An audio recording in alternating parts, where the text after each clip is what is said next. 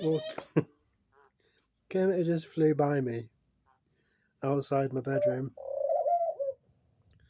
and he was flapping his wings, and he knocked something off, like the top of my doorway. It was like loads of dust. All went in my eyes, so I put my head down to try and rub my eyes at that, and then he landed on my head. I couldn't do much about it. Oh great, Ali's just escaped from my bedroom as well. Oh shit, he's gone as well. Jesus, they're tapping each other. I'm not careful.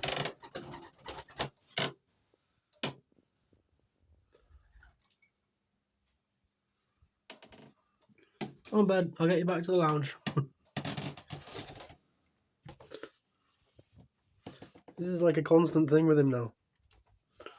I don't know what he's doing on there. Eyes are really hurting though, because whatever he got in my eyes.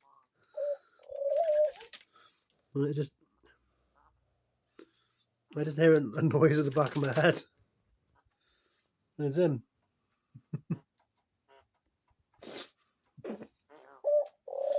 Okay, bud, okay. Okay. Everything's alright, bud. You're okay. He's nuts. He really is. This can be non-stop as well.